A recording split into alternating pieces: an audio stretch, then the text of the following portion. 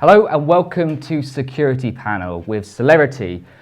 Essentially, this show is going to be covering all things within cybersecurity and within digital security. It's sponsored, of course, by Celerity, who are going to be mainly talking about areas in which not only can we improve things, but also within the whole world scope in terms of things which are going on and things that can potentially affect your businesses as well. So our first guest speaker that we've got with us on this show is Dave Kay, who's a non-executive director for Celerity. Right. Dave, thanks for joining me. Pleasure. Thank you for having us. No problem at all. It's a really good introduction, I think, into cybersecurity. So the first question I would like to put to yourself, because obviously you've got quite a thorough background within this market, is what's your current appraisal of the cybersecurity landscape? What's your personal opinion in the way how things are developing within cybersecurity as a whole? Sure. It's in many ways fascinating, but it's also frightening, and you could also say it's probably stranger than fiction. I am of the strong opinion that the escalation of cybercrime, cyber incidents, is being driven by the strong participation of nation states. And there's almost like an arms race going out there amongst nation states. Sure. to discover better attack vectors, more skillful ways of covering up tracks. And many of the nation states actually make their arms, their cyber security malware available to gangs. Yeah. In fact, on many occasions, they will co-opt gangs to outsource to them some of their malpractice against other states' infrastructure, IT infrastructure and other infrastructure.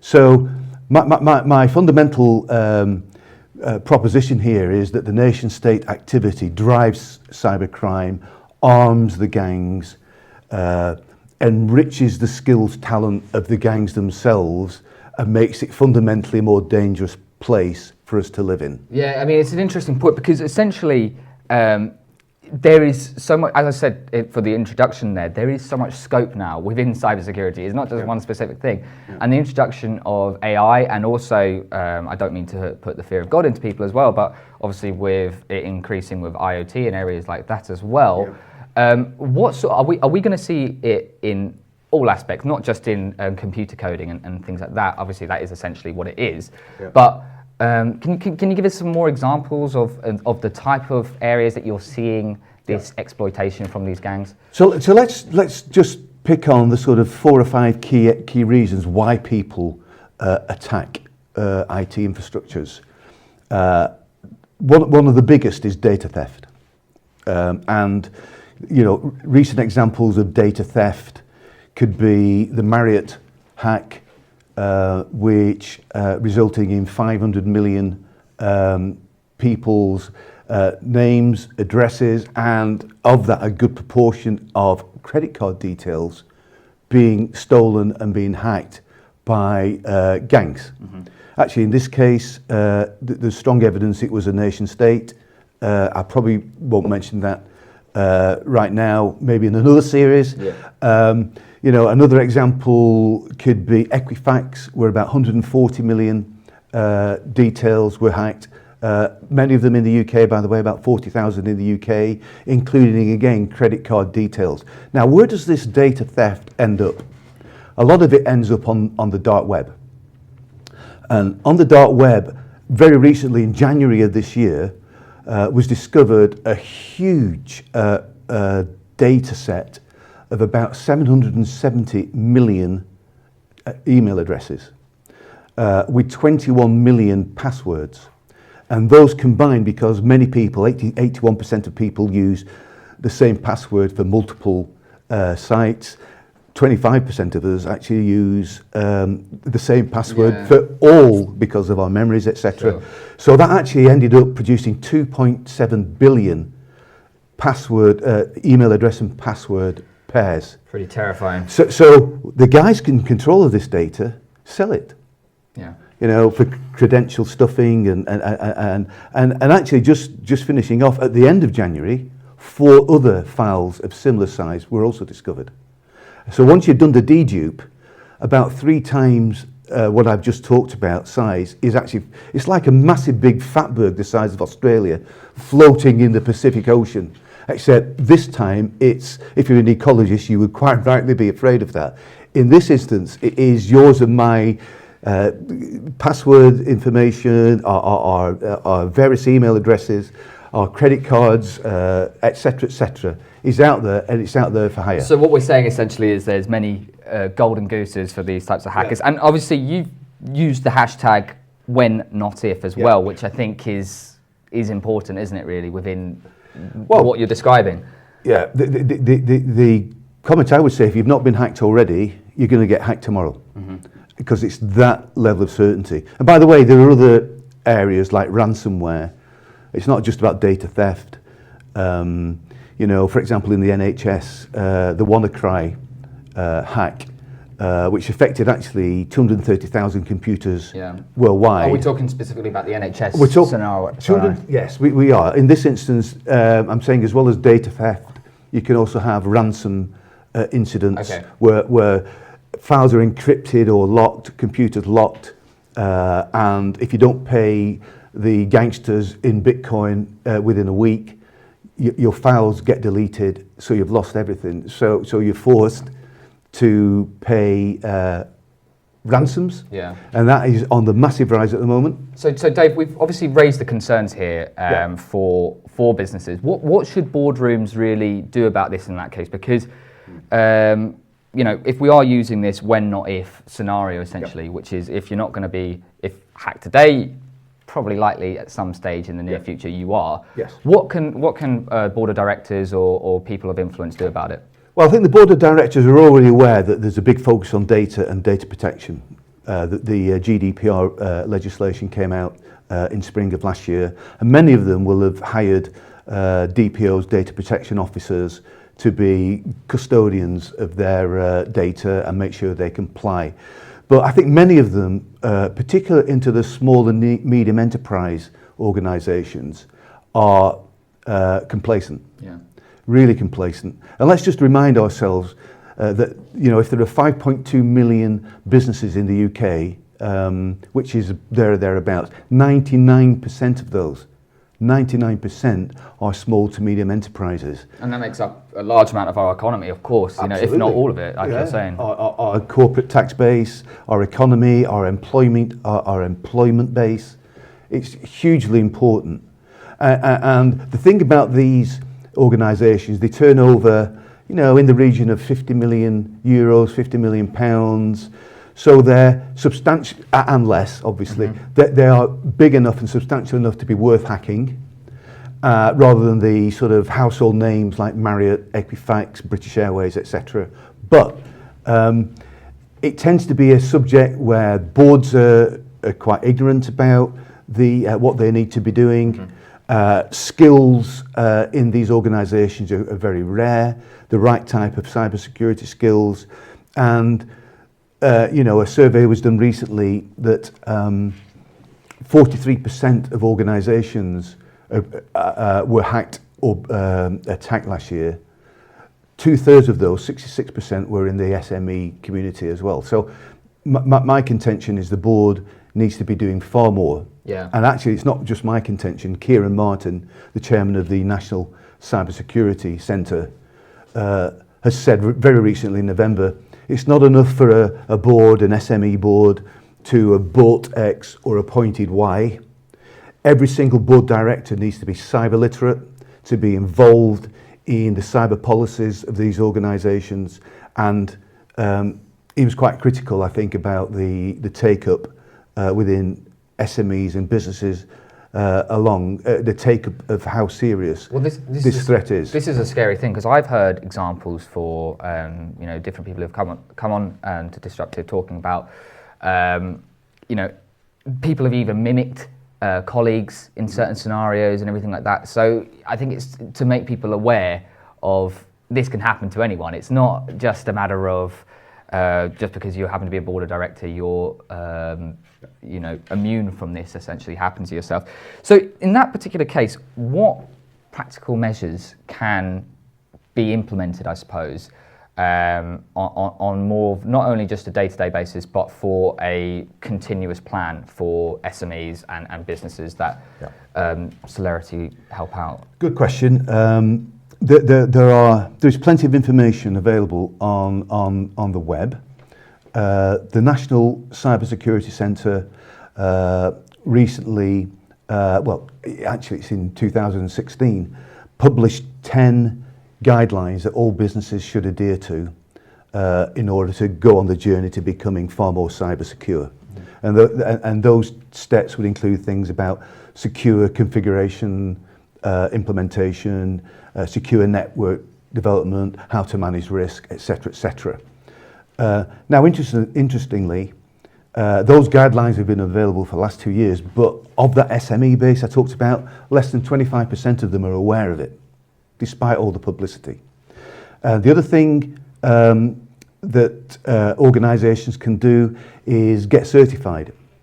There is a Cyber Essentials programme with certifying bodies, again administered by the National Cybersecurity Centre, that can take boards through what are the imperatives that they observe in terms of making sure there's a plan, all the way through to cybersecurity professionals, what they need to be doing, and employees.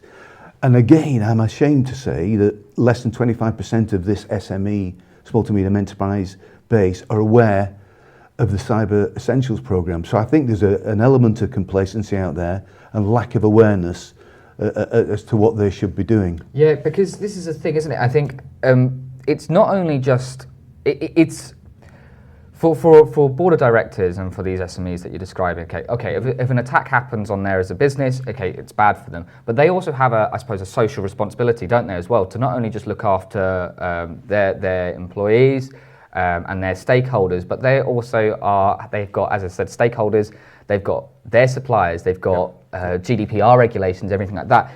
If the chances are high for an attack to happen and they don't have the security in place and the hacker is successful, what are the main repercussions, I suppose, for these companies that don't have it in place? Great question. A survey was done by an Opinium back in September, and it came up with the conclusion that in the UK, 35% of businesses would not deal with an organisation they felt, or there were rumours, were not secure. So the impact on business is quite strong. Forget about the brand and the fines and any ransomware you might have to pay. You're talking about a business that may even be suggested as being insecure, will not be dealt with. And any company where a breach has been achieved, the same survey, Opinion survey, said that 27% of organisations would cease to deal with them at all. So a massive impact. This could be terminal for an SME. Yeah. And my concern is that people aren't taking this seriously enough.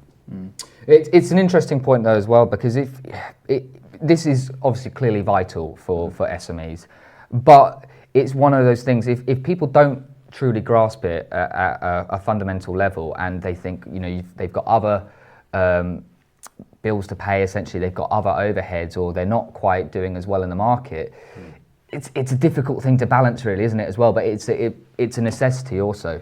Absolutely, it's a necessity. I mean, these companies are in the crosshairs of the cyber gangs.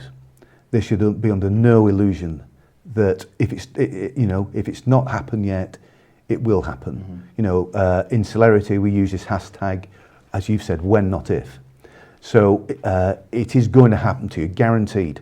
Mm-hmm. It will happen.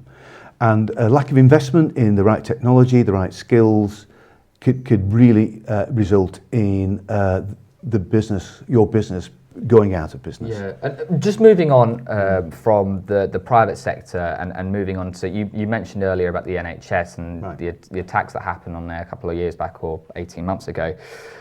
You've got a lot of interest in the NHS right now. What's the reason behind that, other than these previous attacks? There's a feeling, I think, within Celerity that there's a lot of the SME issues that exist in a key area of our public sector or infrastructure.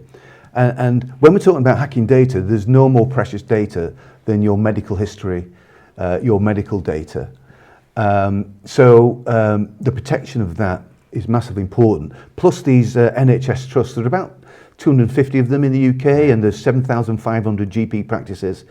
Again, and sometimes openly, people know this, they're not always communicating with each other as well. Absolutely right. But these, I mean, we know about budgets.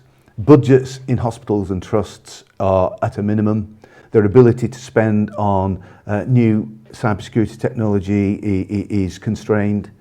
There are some quite onerous additional government-imposed regulations that NHS trusts need to adhere to because of the private nature of the information. And the other problem that's happening generically in the NHS is, as you said, this use of connected devices, the IoT, Internet of Things, you know, medical scanners, MRI scanners, insulin pumps, medicine at home, testing blood pressure remotely. All of these IoT devices are very vulnerable to attack. So what we're talking about here is not just you know, the data even, but you can be talking about life or death. And I don't want that to sound too twee and too panicky, but we sincerely are talking about, I mean, the last hack cost the NHS about £90 million, 19,000 appointments and medical interventions had to be cancelled. So the NHS trusts for us are crying out for maybe a service that Celerity could provide via Citadel, where you've got skilled cybersecurity professionals providing a managed service and taking some of the care and worry away from the trusts, so they can focus on making people better. No, it's without terrifying people or anything like that, or making it into too much of a horror film.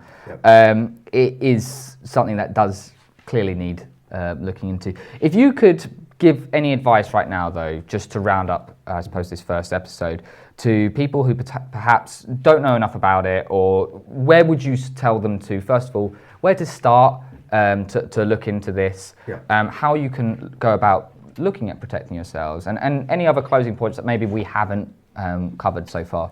Sure. Well, I think it's important to recognise that most breaches start with user error. So education and training is a massive component of what companies should be investing in.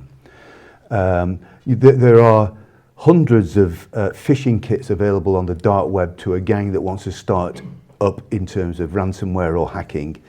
And you know, running a very tight education program.